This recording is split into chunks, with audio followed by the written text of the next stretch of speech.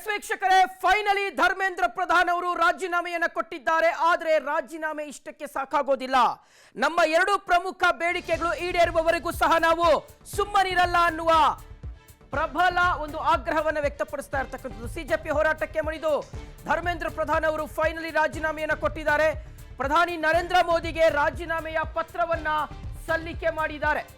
So ಪ್ರಧಾನಿ ನರೇಂದ್ರ ಮೋದಿ ಅವರಿಗೆ ಧರ್ಮೇಂದ್ರ ಪ್ರಧಾನ್ ಅವರು ರಾಜೀನಾಮೆಯನ್ನು ಸಲ್ಲಿಸಿದ್ದಾರೆ. ಕೊನೆಗೂ ಸುಖಾಂತ್ಯ ಕಂಡಿದೆ 6 ದಿನಗಳ ಸಿಜೆಪಿಯ ಪ್ರತಿಭಟನೆ. ಪ್ರಧಾನಿ ನರೇಂದ್ರ ಮೋದಿಗೆ ಧರ್ಮೇಂದ್ರ ಪ್ರಧಾನ್ ಅವರು ಸುದೀರ್ಘವಾಗಿ ಪತ್ರ ಬರೆದಿದ್ದಾರೆ. ಈ ಒಂದು ಪತ್ರದಲ್ಲಿ ಸಾಕಷ್ಟು ಅಂಶಗಳನ್ನು ಉಲ್ಲೇಖ ಮಾಡಿದ್ದಾರೆ. ಅದೇ ಪತ್ರವನ್ನು ತಾವು ಸ್ಕ್ರೀನ್ ಮೇಲೆ ಗಮನಿಸ್ತಾ ಇದ್ದೀರಾ ವೀಕ್ಷಕರೇ.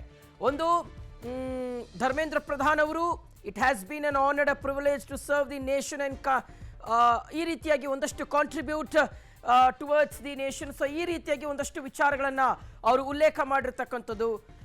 ಫೈನಲಿ ವೀಕ್ಷಕರೇ, ಸುಮಾರು 27 ದಿನಗಳಿಂದಲೂ ಸಹ ಜಂತರ್ ಮಂತರ್ನಲ್ಲಿ ಕಂಟಿನ್ಯೂಯಸ್ ಆಗಿ ಹೋರಾಟ ನಡೀತಾ ಇತ್ತು. ಶತಾಯಗತಾಯ ಧರ್ಮೇಂದ್ರ ಪ್ರಧಾನ್ ಅವರ ರಾಜೀನಾಮೆಯನ್ನು ಪಡೆದುಕೊಳ್ಳಲೇಬೇಕು ಅನ್ನುವ ಬಿಗಿ ಆಗ್ರಹವನ್ನು ಸಿಜೆಪಿ ವ್ಯಕ್ತಪಡಿಸ್ತಾ ಇತ್ತು.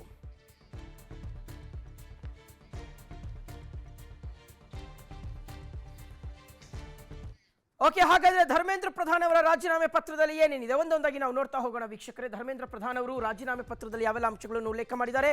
ಪ್ರಧಾನಿ ಮೋದಿಗೆ ಧರ್ಮೇಂದ್ರ ಪ್ರಧಾನ್ ಅವರು ಸುದೀರ್ಘವಾಗಿರ್ತಕ್ಕಂಥ ಪತ್ರವನ್ನು ಬರೆದಿದ್ದಾರೆ. ಈ ಒಂದು ಪತ್ರದಲ್ಲಿ ಸಾಕಷ್ಟು ಅಂಶಗಳನ್ನು ಉಲ್ಲೇಖ ಮಾಡಿದ್ದಾರೆ. ಸೊ ಒಂದು, ರಾಷ್ಟ್ರ ವಿರೋಧಿಗಳು ದೇಶದ ಪರಿಸ್ಥಿತಿಯ ಲಾಭವನ್ನ ಪಡೆಯಬಾರದು ಅನ್ನುವ ಪ್ರಮುಖವಾಗಿರ್ತಕ್ಕಂಥ ಅಂಶವನ್ನು ಅವರು ಉಲ್ಲೇಖ ಮಾಡಿದ್ದಾರೆ.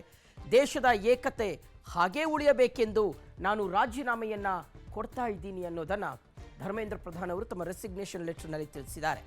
ವಿದ್ಯಾರ್ಥಿಗಳ ಭವಿಷ್ಯ ಕಾನೂನು ತೊಡಕುಗಳಲ್ಲಿ ಸಿಲುಕಬಾರದು. ವಿದ್ಯಾರ್ಥಿಗಳ ಭವಿಷ್ಯ ಕಾನೂನು ತೊಡಕುಗಳಲ್ಲಿ ಸಿಲುಕಬಾರದು.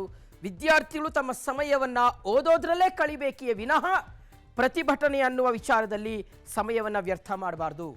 ವೃತ್ತಿ ಜೀವನವನ್ನ ರೂಪಿಸಿಕೊಳ್ಳುವತ್ತ ಯಂಗ್ಸ್ಟರ್ಸ್, ವಿದ್ಯಾರ್ಥಿಗಳು ಗಮನವನ್ನು ಹರಿಸಬೇಕು ಅನ್ನೋದು ಧರ್ಮೇಂದ್ರ ಪ್ರಧಾನ್ ಅವರ ಅಭಿಪ್ರಾಯ. ಇದನ್ನು ಪರಿಗಣಿಸಿ ನಾನು ನನ್ನ ರಾಜೀನಾಮೆಯನ್ನು ನೀಡ್ತಾ ಇದ್ದೀನಿ ಅಂತ ಈ ಸಂದರ್ಭದಲ್ಲಿ ಧರ್ಮೇಂದ್ರ ಪ್ರಧಾನ್ ಅವರು ಹೇಳಿದ್ದಾರೆ ಲೆಟರ್ನಲ್ಲಿ.